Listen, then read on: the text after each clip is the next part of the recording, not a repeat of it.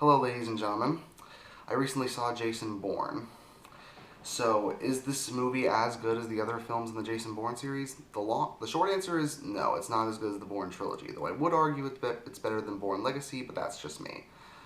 Let's start with the story, and I'm going to be very vague because, like all the Jason Bourne movies, the best part is learning about the story as you go along.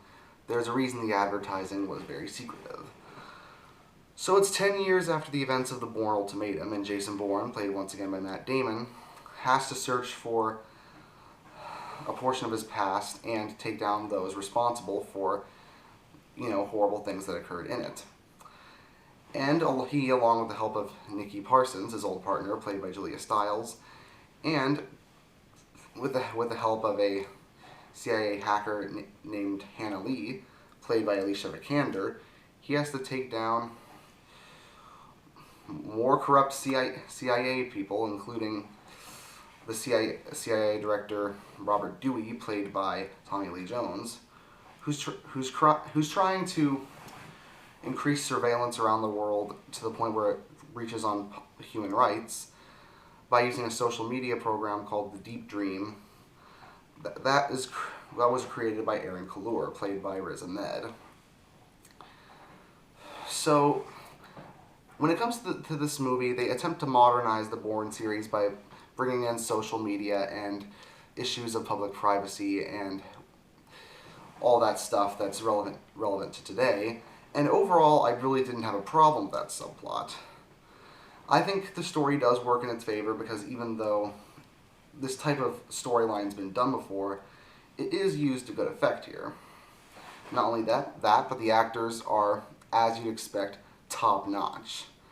Even if the characters they portray, both old and new, sometimes aren't as good as you remember them. But of course, the standout of the movie is Bourne himself.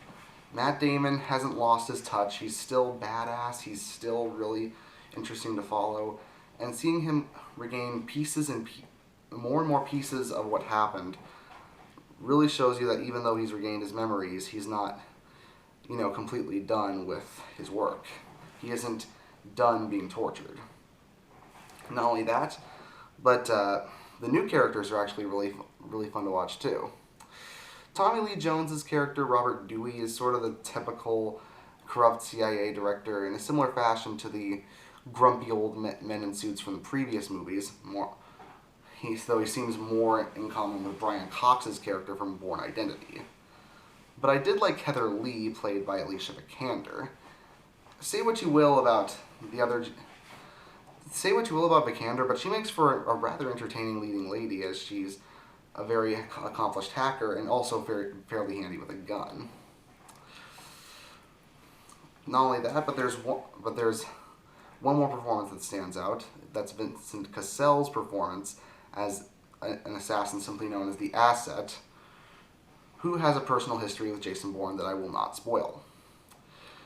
So yeah, it's got good characters, good acting, and not to mention, as you'd expect from the Jason Bourne series, some thrilling action sequences. And even though there's a lot of shaky cam, the one thing that I like about Paul Greengrass's directing is that despite the shaky cam, you're still able to tell what's going on. So it makes the action more thrilling and more intense without, making the movie unwatchable when it comes to how shaky it is. Because in my opinion, when it comes to shaky cam, a little bit is okay.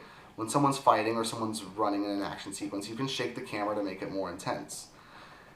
But even though his shaking cam is rather aggressive, it doesn't feel out of place. It worked in Ultimatum, and therefore it works here. But that does bring up one of the movie's problems.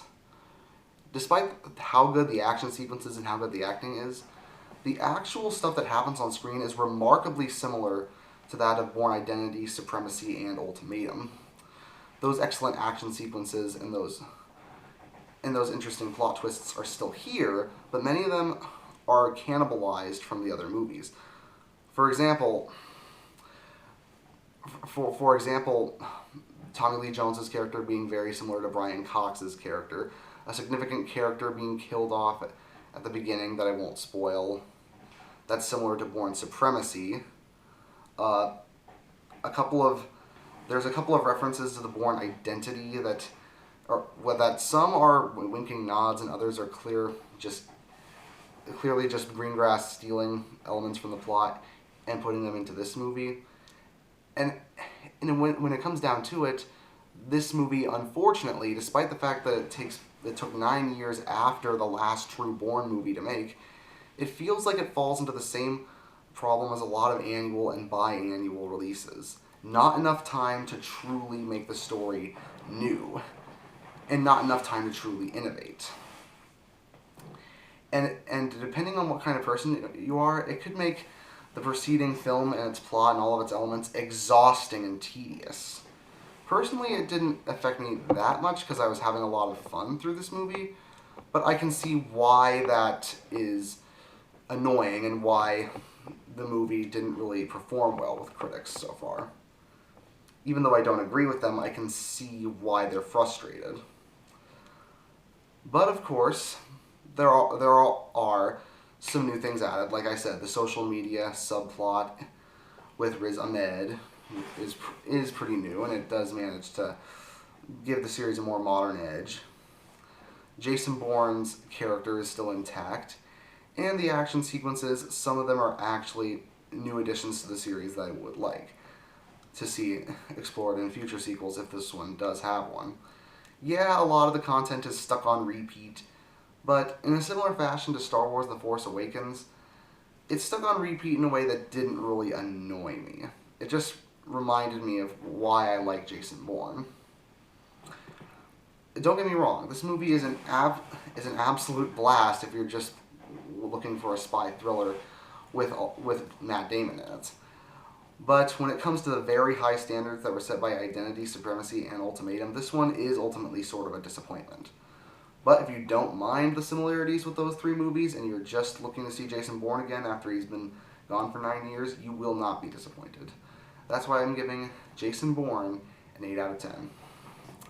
See you guys later. My next review will be for Suicide Squad.